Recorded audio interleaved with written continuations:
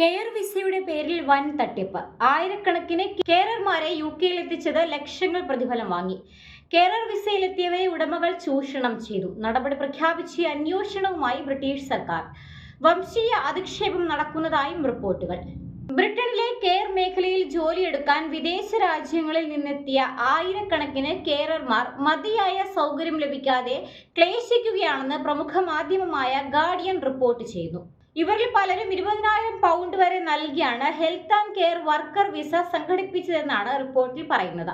സർവേയിൽ പങ്കെടുത്തവരിൽ Nigeria, Zimbabwe തുടങ്ങിയ ആഫ്രിക്കൻ രാജ്യങ്ങളിൽ നിന്നും, ഇന്ത്യ, പാകിസ്ഥാൻ, ഫിലിപ്പീൻസ് തുടങ്ങിയ ഏഷ്യൻ രാജ്യങ്ങളിൽ നിന്നും, ബ്രസീൽ പോലുള്ള ലാറ്റിൻ അമേരിക്കൻ രാജ്യങ്ങളിൽ നിന്നും എത്തിയ 100-ലധികം പേർ 5,000 പൗണ്ട് മുതൽ 10,000 പൗണ്ട് വരെ വിസ ലഭിക്കുവാൻ ഫീസ് നൽകുന്നതായി പറയുന്നു.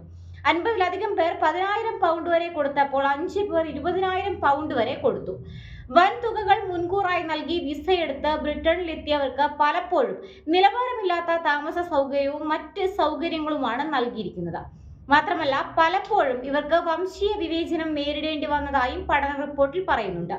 ഇതിൽ ഏകദേശം 25% പേർ താമസിക്കുന്നത് തൊഴിലുടമകൾ നൽകിയ താമസ സ്ഥലങ്ങളിലാണ്.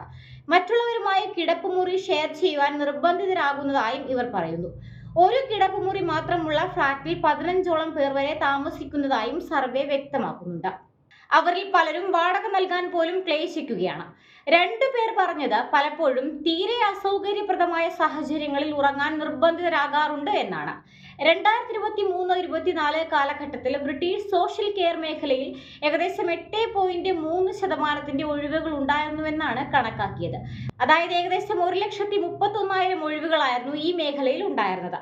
അത് നികത്തുവാനുള്ള ഏറ്റവും എളുപ്പമാർഗം വിദേശ രാജ്യങ്ങളിൽ നിന്ന് ആളുകളെ റിക്രൂട്ട് ചെയ്യുക എന്നതായിരുന്നു.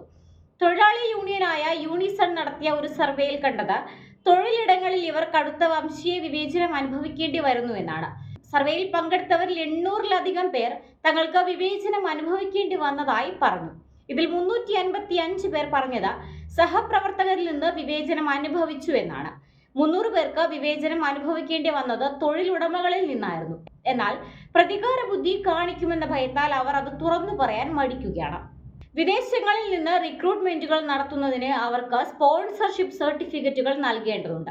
അത് ലഭിച്ചതിന് ശേഷം മാത്രമേ വിസയ്ക്കായി അപേക്ഷിക്കാൻ കഴിയുകയുള്ളൂ. എന്നാൽ ജോലിയിൽ നിന്ന് പിരിയുകയോ സ്പോൺസർ ചെയ്ത കമ്പനി പൂട്ടുകയോ ചെയ്താൽ 60 ദിവസത്തിനകം മറ്റൊരു സ്പോൺസറിനെ കണ്ടെത്തിയില്ലെങ്കിൽ നാട് കടത്തപ്പെടാനും സാധ്യതയുണ്ട്.